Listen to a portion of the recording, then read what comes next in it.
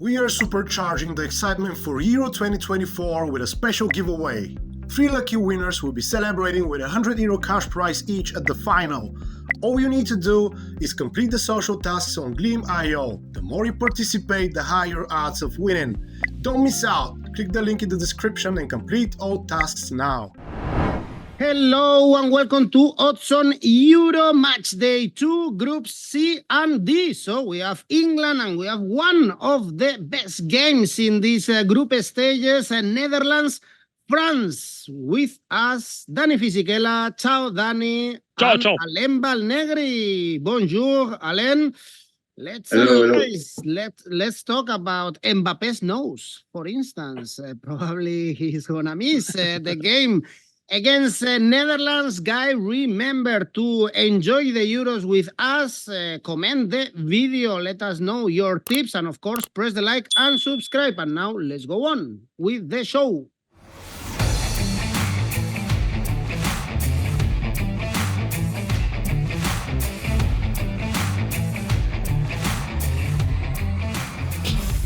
Well, let's start with the game Slovenia-Serbia Thursday. The game is going to be played 3 p.m. A lot of history between these two teams, between these two nations. Once upon a time, not long time ago, the same country, Slovenia 1 point, Serbia 0. Slovenia surprised us with the draw against Denmark, and 𝐿𝐵𝐺𝐽 was one of the best players in Matchday 1. We know him from the Bundesliga, from the Champions League, playing with RB Leipzig, but still, he played a great game. Serbia, probably, it's not that we expect a lot, Dani, about Serbia, because they are always kind of disappointing in the big dates, but perhaps against a shy England, against even, I would say, a poor England, they could have been better. We have the example of Austria, for instance, trying to punish France. We didn't see this with Serbia.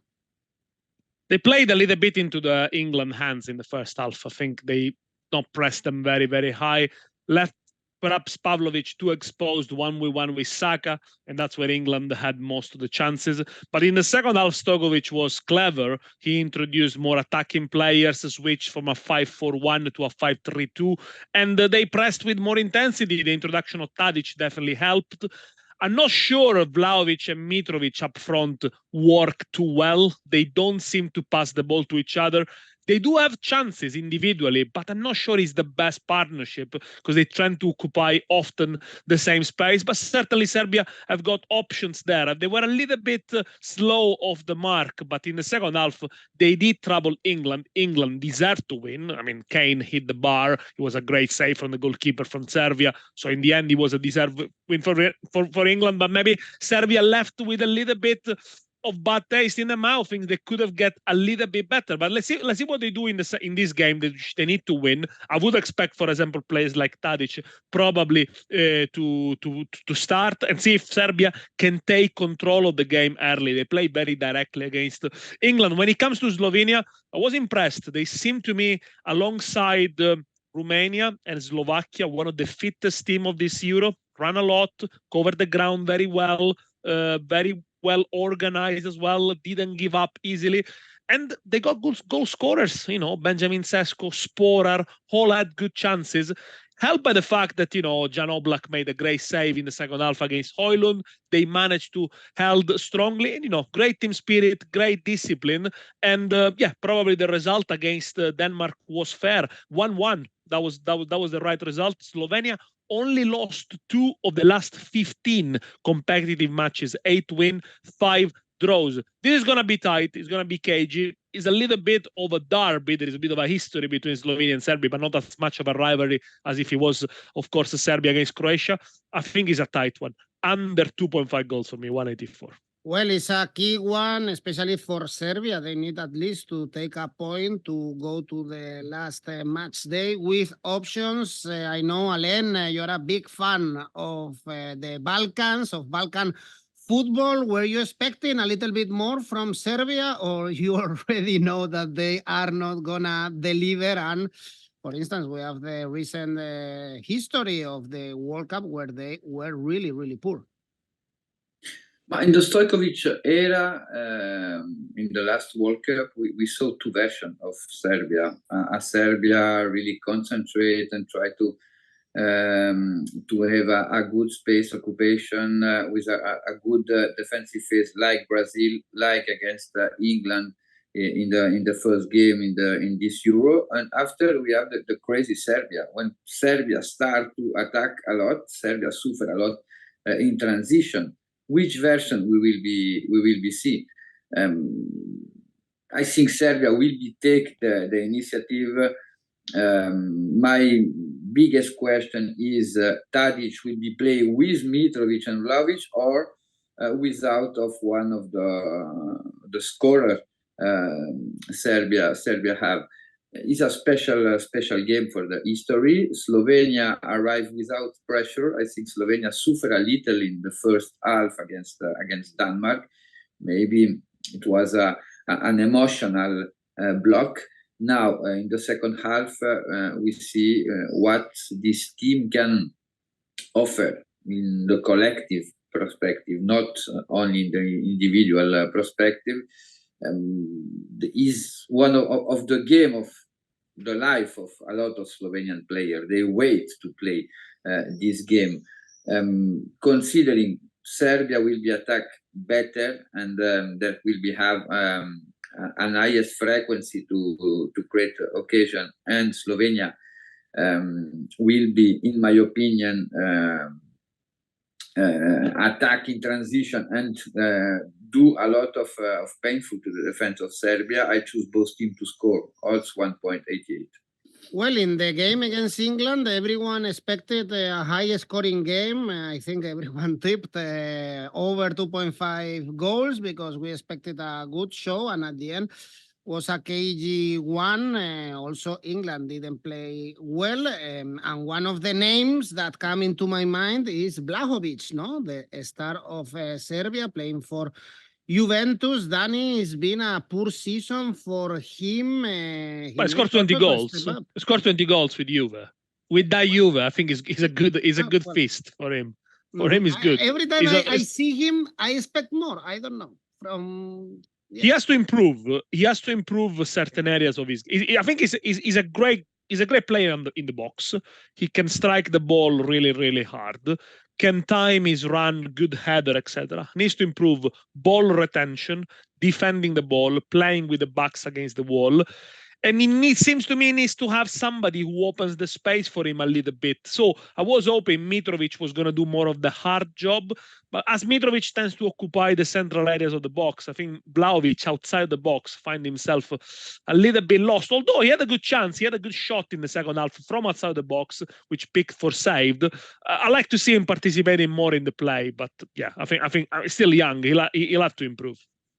Well, by the way, I think it's worth mentioning that Serbia is super favorite for this game, 1.88, perhaps too favorite. So there is a lot of value if you go for Slovenia. Slovenia to win pays over 5, and even the double chance could be a good option to back Slovenia. Really, really good odds.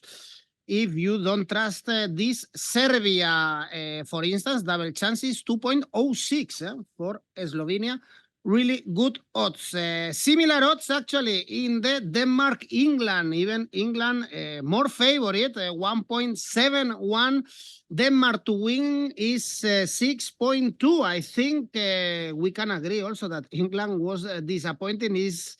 Well, in the Southgate era, they don't play great. We all think that they have better players to enjoy football and do much more, but they win in the big tournaments. They are arriving into the later stages. Still, in my opinion, Southgate is not using correctly his talent. Denmark, on the other hand, I guess they expected to beat Slovenia. Is very clear that they are going to go into match day 3 with everything to play for to qualify for the match day, for the knockout stages. Alain, did you enjoy England? Do you agree with me?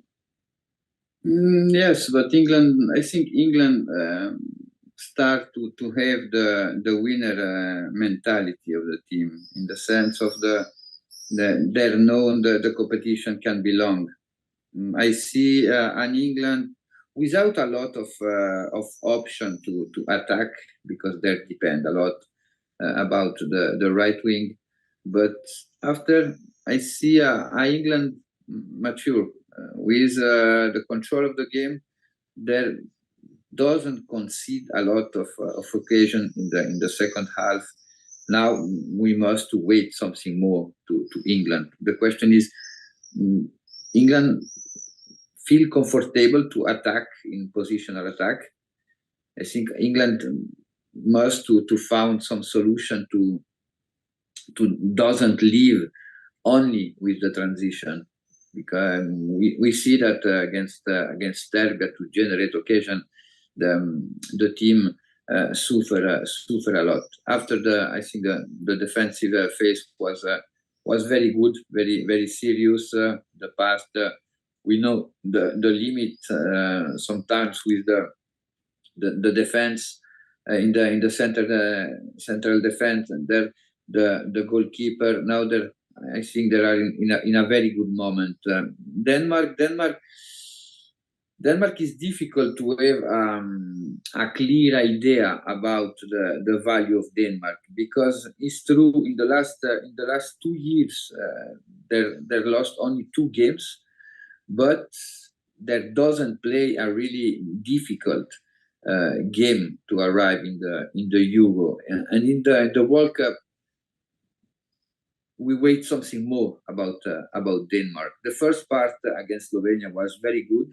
After, in the second half, we understand when Denmark will be found a team with a ball circulation really fast, there will be suffer. In my opinion, England will be increase his level in this game, and I choose England winning odds 1.65. Well, they have to improve. Remember that we saw this game in the last Euros. England won in the extra time 2-1, and life gave another opportunity to 𝐬𝐿 was the main man in that draw against Slovenia, Dani. Scored, main player of the match, great movement. I mean, he was the linchpin of Denmark as expected. And curiously, Denmark has scored the first goal in all the last 6 Euro games. So England maybe have to be wary of an early attack from Denmark. But I agree with Alain. They did control Slovenia fairly well, didn't concede much. Pickford only had to make 1 save.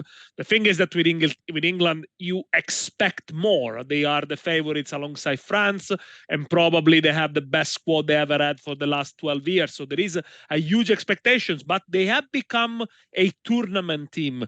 They know how to take the sting out of the games. They know how to manage them, and they know how to punch. Who needs spectacular when you just need a 1-0 win? It's the first game of the tournament, after all. England can only improve. And in the first 30 minutes against Serbia, they show some good movements. The goal from Bellingham is a great movement from Kyle Walker, Bukayo Saka, and Bellingham timing his run really, really well. Then they were resilient. They contained. Serbia perhaps had a couple of chances with some early crosses. There are still some doubts about one of the centre backs, 𝗀𝗏𝗏, as well as the left back position, because they're using Trippier, who is a right back, at left back. So that's probably the biggest question mark, why England hasn't got a proper fullback apart from 𝗀𝗏𝗏, who hasn't played since February. I liked Alexander-Arnold in midfield. I think he plays some good passes. Again, has to be tested against a team that keeps the ball a little bit more. But then, in the end of the day, they struggle in the second half a little bit. Probably the substitutions from Southgate were a little bit too cautious. The performance was inconsistent, but you have to consider how high the expectations were. And yeah, now the big debate is in England whether Phil Foden should continue to play in that position. Where is he better deployed in the middle of the field with Bellingham next to Declan Rice? I think Southgate will probably stick with the same formation for this one. It's going to be tight, okay? I think this is going to be a low-scoring game. At the moment, I don't see England sweeping teams away. Denmark perhaps can can pose a bigger threat. They got better ball players in the middle of the park. Under 2.5 goals, 187. I always expect more from Denmark and from England and They France. always do. They always do. They deliver, yeah. They in the last tournaments, of course, they arrive. How many games have they lost since 2018? Very, very few. I mean, they it have just the is best squads by far, in my opinion. possible. Yeah, well, Bellingham made the difference, at least with the header, gave England the first 3 points. If they win here, even with a draw, they will be in the next round. This game is going to be played, by the way, in Frankfurt. Let's jump into the next group, Group D, by the way. Before we jump into this group, remember that we have a special giveaway for the Euro 2024. 3 lucky winners can celebrate the Euros with €100 cash prize. All you need to do is complete the social task we have on 𝐿𝐵. You have in the description, you have all the information, you have the link. Remember, the more you participate, the higher the chances of winning. So good luck to everyone. Next group, as I said, Group D. The first game is going to be played on Friday. We have Poland, Austria. I think 2 teams that surprised us in a positive way, even if both lost, but they were brave. They tried to attack. Poland even scored first. They were super shy in the World Cup. We didn't like them at all, but Proviers is less defensive, especially Zielinski and Zaleski, players in the Serie A. They were good for Poland, and the same can be said about Austria. They played really good football, in my opinion, against France, trying to hurt them in the counter-attack. Dani, now this is a life or death game with 0 points. They have to win this game. The loser probably goes home. Got to win, yes, of course. And the good news for both Poland and Austria is they only got -1 goal difference. It could be so important in these Euros. You know, if you want to qualify as third, 3 points could be enough, but you need to have a decent goal difference. So you look at the likes of Ukraine, for example, and Scotland, they are almost halfway out because of so many goals conceded. They need to manage to keep it tight. But, you know, they show good energy, both Poland and Austria. And, you know, Poland has to be praised. Without Lewandowski, without Milik, you know, it's not easy to play that sort of game. Look, I think Netherlands could have scored a couple of goals, 2-3 goals in the first half, missed a lot of chances with Depay, with Gakpo, but Poland were energetic, and after Netherlands equalized, they had actually a good spell. They managed to push the line a little bit higher. Verbruggen made it some good saves for Netherlands to deny Poland. In the end, they lost. When it comes to Austria, very energetic, created chances. I think they exploit the fact that France played with a very attacking lineup with almost 4 attackers plus Theo Hernandez pushing on, and they had the energy to sometimes throw the ball very directly. But yeah, they had good chances. You know, Baumgartner could have scored in the first half, was denied by Mike Maignan. In the end, of course, France deserved to win, but Austria left with a very good impression. You know, a good performance after all. Tenacity, they could build on that for sure. A team that under Ralf Rangnick has definitely improved, find a different style of play. They're a little bit more proactive, and they got good players. So overall, you know, Coral Leimer, you know, players of proven experience, Sabitzer, Champions League finalist, and so on. But I do fancy the Polish here. I do think there's going to be perhaps a draw, and I do like the Asian handicap plus 0.5 for Poland, 186. Lewandowski should return. That could be a big boost. I don't see Austria scoring too many goals. Poland might nick a 1. Probably could be a draw. 186, Asian handicap plus 0.5. Okay, Dani likes Poland for this game, and we have to say that there is a lot of value in the Polish side because Austria, they are very favorites. Odds are 2.0. Poland to win is 4.1, and perhaps these teams are level in quality, Alain. Yes, in Austria, we saw really strong. Without the ball, we saw Austria really strong in the center of the field, but they suffer from the wing. And when especially when for the left side. Poland was really strong for the wing. We saw that with Zalewski, with Frankowski, their win 1-1. Poland never lose in the last 20 years against Austria, and the game will be played in Berlin. I think 80% of the people will be Polish. Poland will be play at home in this game. And respect to the last World Cup, we saw something more in offensive phase against Holland without Lewandowski. And with Lewandowski back, I don't see that difference who the bookmaker choose for this game.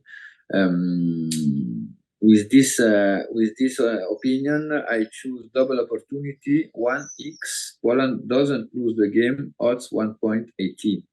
Is Lewandowski back? Is confirmed? It should be. He trained yesterday, yeah. Okay, then it's a massive boost, of course, for Poland, as Dani said, without Lewandowski, without Arkadiusz Milik. This one with a serious injury, missing the Euros we saw. For instance, also David Alaba in Austria's bench, trying to support their colleagues in that defeat against France.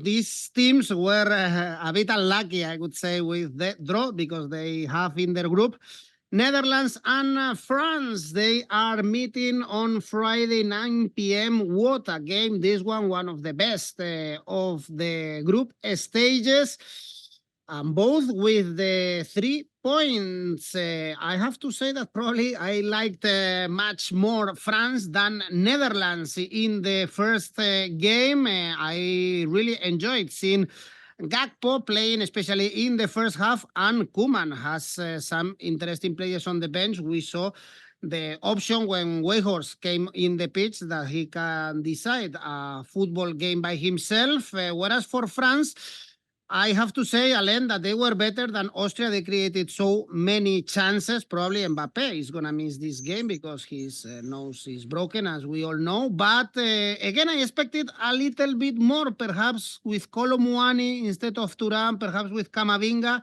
instead of Rabiot. And I want to highlight N'Golo Kanté. No matter if he's in Arabia, how important he is for the champs. Yes, Kanté is the key. Yesterday, we have the confirmation. France is a really strong block. It's difficult to move France. Defensive phase probably is the best team in Europe right now. After in the offensive phase, I don't understand how Deschamps doesn't call Olise from Crystal Palace, because when we see the winger, Dembélé was not good. Kolo Muani is not a winger. He's a striker.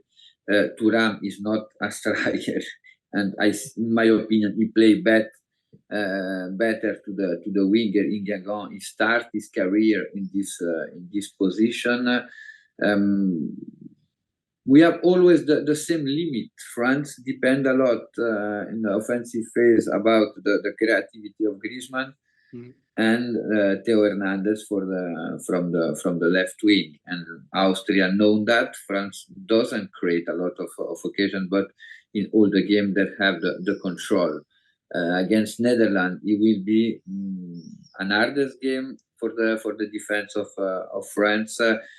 Both teams played in the qualification. France won both games, but I think Holland have a limit. When do you go to the Europe without your best midfielder like 𝗍𝗏𝗏𝗀, like De Jong and like De Roon, because it's really important, especially in the no ball possession. It's difficult to start to rebuild a midfield, and I think Koeman have this problem. They concede a lot in transition. They concede a lot against Poland. Against another team, I think probably Holland doesn't won this game. In spite of that, I I think Holland is able to score against France and France too. For that reason, I choose over 2.75 goals, odds 2.06.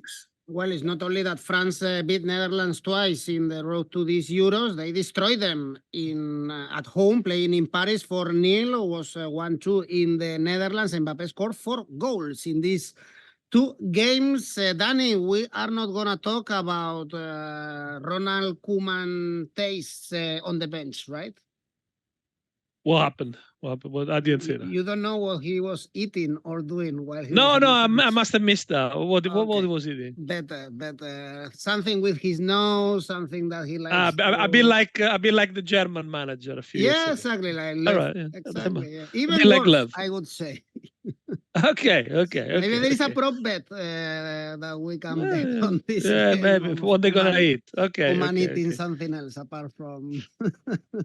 Well, obviously, Koeman might have his problem with his alimentation, but really the problem would be how to make sure they stop the French attack. And yes, of course, without those 3 big midfielders, a very creative Netherlands. I liked 𝗀𝗵𝗄, Xavi Simons, 𝗵𝗵𝗍. They were a bit wasteful in front of goal, but they can find a good combination. I think Xavi Simons had such a good season at Leipzig. It is definitely one to watch. Definitely very, very energetic.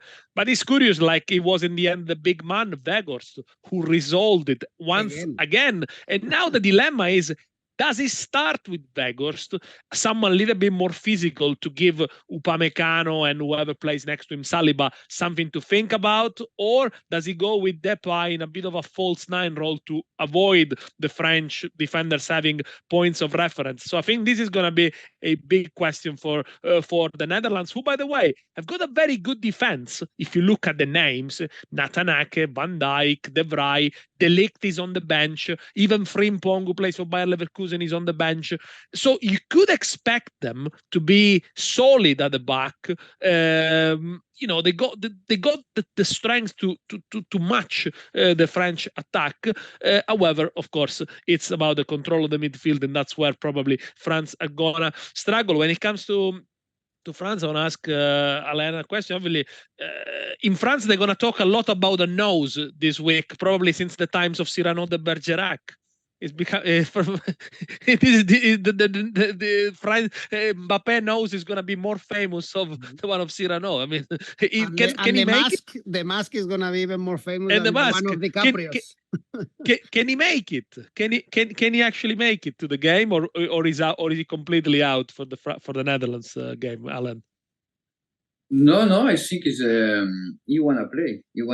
Now we wait for the results about the test. But no, he wanna play. He have the determination to stay in the field. Another player probably left the field yesterday, but Mbappé is really motivated because go to Real Madrid is a liberation for him, and we see him with a special motivation, but he missed something maybe in the past doesn't miss, because in the first half and in the second half, maybe 1 year ago, he scored both occasions, and he must to recover that confidence in front of the goal.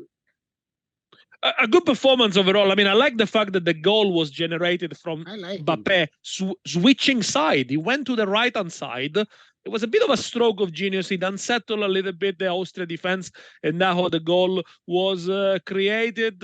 Look, they were a bit more cautious in the second half. France, probably for all the possession they had, could have scored more. Good performance, 𝗀𝗏𝗍, Rabiot in midfield. I think they dominate a lot. I think we're going to see a lot of those last-ditch tackles from 𝗀𝗏𝗍, from Theo Hernandez. France commits a lot of players forward. Let's see if a team with good pace and good players can exploit them. I like both teams to score here, 170. I think the Netherlands have got goals in them, but yeah, France probably going to dominate the game and score at least a couple in this game. Actually, even if Mbappé missed that clear chance, in my opinion, was the best out of the four in front, better than Griezmann, Dembélé, and Thuram. Very dangerous. I didn't like as well 𝗏𝐭'𝐬, to be honest, on the right, compared to Theo Hernandez. Alain, you are shaking He's your not head. lateral. He's center. He's a Center centre back. Yeah, yeah. Why We is saw him Pavard with not? Barcelona. Why is Pavard not playing? Because on you a- have Pavard in France have a really bad press. With the newspaper are always really hard with him after the last World Cup, and Deschamps, I think he prefers to play with a center back like lateral to give some more freedom to Theo. Oh. Because if you watch the position of France when they start to attack, Theo, Meter, and Koundé come to nearest to the center, and I think that one is one of the key. Deschamps is wrong because in transition after the team have a problem with the possession, but Austria I think was not a really good test. We will be see against Holland. Theo was brilliant, by the way, and one big question mark that we had before the Euros started was the performances of the players in Arabia. And seeing 𝐿𝐿𝐴 playing like yesterday, I think there are no doubts that some of them, even Ferreira Carrasco, for instance, was decent for Belgium. Some of them, they are still very competitive, and hats off for 𝐿𝐴. It's a shame that we are missing him from European football. If you are looking for other odds in this huge game, Netherlands-France, we have France to win 2.2.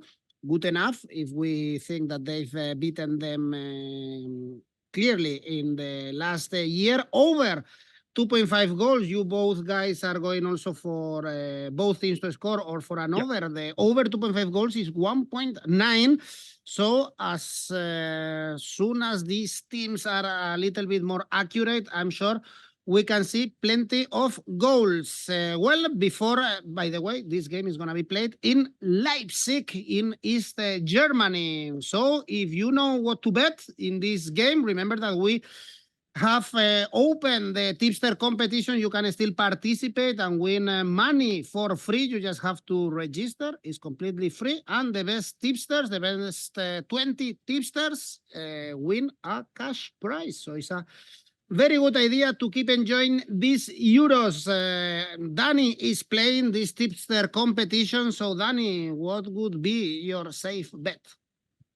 For me, is Denmark-England under 2.75 goals. 159 is an Asian line. So if there are 3 goals in the game, you only lose half a stake. 𝐿𝐴𝐵𝐿𝐴, Dani, you are not seeing many goals in these 4 games, only in the Netherlands-France. But the second game is different from the first one. I think is when the calculation starts, probably. Yeah, well, Alain, your safe bet? Denmark-England over 1.5 goals. Odds 1.30. The opposite, completely. Well, actually, there are 2 goals. You both win. And Alain, your ACCA? Slovenia, Serbia over 1.5 goals. England winning.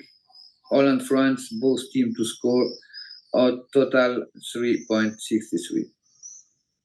All right, Dani, Fisichella? Serbia to win, Denmark-England under 2.5 goals, Netherlands-France both team to score. Total odds 5.97. Okay, guys, let's enjoy these really good 4 games that we have ahead of us. Thanks everyone for watching. Thank you, Dani, grazie, Alain Valnegri. See you very soon. Bye-bye.